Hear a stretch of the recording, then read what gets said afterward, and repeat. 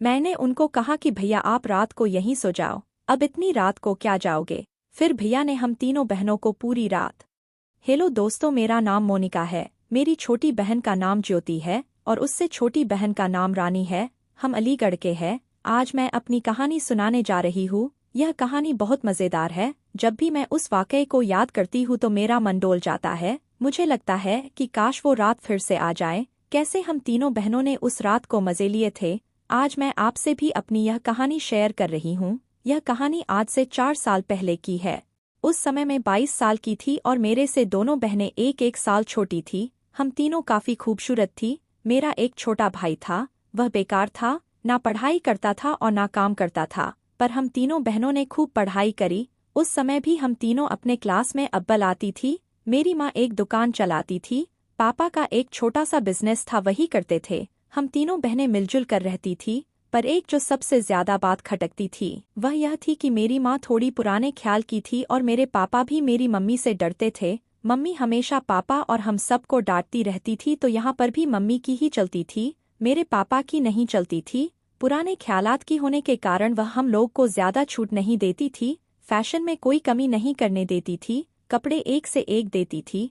पर वह किसी लड़के से बात नहीं करने देती थी। वह सोचती थी कि शायद वो हमको भगा के ले जाएगा, इसलिए वह हमेशा अपने मन में यह सभी बातें सोचती रहती थी। अब मैं सीधे कहानी पर आती हूँ। उस समय हम दिल्ली में रहते थे। मेरे सामने वाले मकान में एक लड़का रहता था, वह भी करीब 22 साल का ही था। वह दिल्ली में पढ़ाई करने आया था, पर वह शादीशुदा भी था। शायद जिस साल उसकी शादी हुई थी उसी साल वो दिल्ली आ गया था। लेकिन पढ़ने जाते तब हम लोग उससे बात नहीं करते थे, बस घर में ही बात करते थे। एक दिन उसकी बीवी गांव से आ गई। भैया अब पढ़ाई के साथ साथ नौकरी भी करने लगे थे। उनकी बीवी सीधी साधी थी। हम तीनों बहनों की भैया की बीवी के साथ अच्छी दोस्ती हो गई थी। अब जब भैया बाहर होते थे और मेरी माँ दुकान पर जाते थे तो हम लोग कभी उनके घर चले जाते थे या वह मेरे घर आ जाती थी और हम घंटों बातें करते रहते थे। धीरे धीरे भैया भी घर आने लगे। मेरी मम्मी भी उनको काफ़ी पसंद करने लगी थी। मेरी मम्मी उनको बेटा कहती थी, हम लोग भैया कहते थे। ऐसा 3-4 महीने तक चला और भैया की वाइफ गांव चली गई, क्योंकि वह प्रेग्नेंट हो गई थी। और मेरी मम्मी पापा के साथ अलीगढ़ चली गई थी, क्योंकि हम लोग ऐसे अलीगढ़ के ही रहने वाले हैं।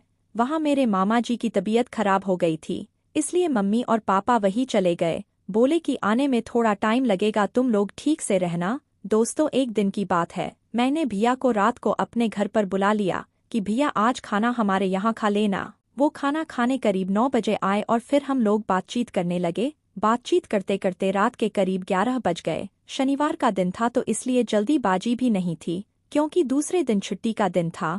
मैंने उनको कहा कि भैया आप रात को यहीं सो जाओ, अब इतनी रात को क्या जाओगे। हालांकि तब तक हम तीनों बहनों के दिमाग में कुछ भी नहीं था। रात को धीरे धीरे करके मेरी दोनों बहनें सोने चली गई। मैं और भैया दोनों बातचीत कर रहे थे। बातचीत करते करते पता नहीं कहाँ से कहाँ घूमा और हम दोनों एक दूसरे के करीब आ गए। वह मेरे करीब आकर बैठ गए। ऐसा लग रहा था कि इससे अच्छा और कुछ दुनिया में हो ही नहीं सकता। ऐसा लग रहा था कि यह कोई नशा है। मेरे लिए यह एहसास बिल्कुल नया था। मैंने दोनों बहनों को देखा तो वह दोनों सो चुकी थी। वह खड़े हो गए, मैं भी खड़ी हो गई और हम दोनों अपने रूम में चले गए। मेरी आंखें लाल हो गई थी। फिर गेम खत्म हुआ तो मैं उठकर जैसे ही कमरे से बाहर गई तो देखा कि मेरी दूसरी बहन खिड़की से ये सब नज़ारा देख रही थी, क्योंकि हम लोग लाइट भी बंद नहीं किए थे। दोस्तों, मेरी बहन बोली कि दीदी तुमने तो गेम खेल लिया, पर मेरा क्या। मैं बोली ठीक है, मैं तुम्हारे बेड पर जा रही हूँ सोने, तू भी खेल ले। उसके बाद मैं सोने चली गई। वो दोनों खेलकर सो गए। मैं भी काफ़ी थक गई थी। जब सुबह नींद खुली तो देखा मेरी सबसे छोटी बहन खिड़की पर खड़े होकर उन दोनों को सोते देख रही थी। वह दोनों अभी तक सोए हुए थे। वह आकर मेरे से बोली कि दीदी यह क्या हो रहा है, क्या आपने भी खेला किया है क्या। तो मैं बोली हाँ छोटी। वो बोली मुझे भी चाहिए। मैं बोली ठीक है, एक काम करते हैं, आज दोपहर का रख लेते हैं। मैं और ज्योति दोनों मार्केट जाएंगे, कुछ सामान लाना है। भैया का खाना बना देती हूँ तो वह यहीं रुक जाएंगे। वह मान गई। रानी बोली ठीक है दीदी, आप जल्दी जल्दी नहा लो और इन दोनों को भी उठाओ, यह दोनों भी तैयार हो जाएंगे। नाश्ता बनाओ, हम चारों मिलकर नाश्ता करते हैं और आप दोनों मार्केट चले जाओ। दोस्तों, फिर हम चारों ने मिलकर नाश्ता किया। भैया ने भी यही नाश्ता किया। संडे का दिन था तो उनको कुछ काम भी नहीं था। फिर हम चारों ने मिलकर खूब एंजॉय किया। आज भी वह दिन जब याद आता है तो मज़ा आ जाता है। दोस्तों काश ऐसा दिन फिर आता। पिछले साल ही मेरी शादी हो गई है। दोस्तों आपको मेरी ये कहानी कैसी लगी कमेंट करके ज़रूर बताएं। वीडियो पसंद आई हो तो वीडियो को लाइक और शेयर करें और अगर हमारे चैनल पर पहली बार आए हो तो चैनल को सब्सक्राइब ज़रूर करें।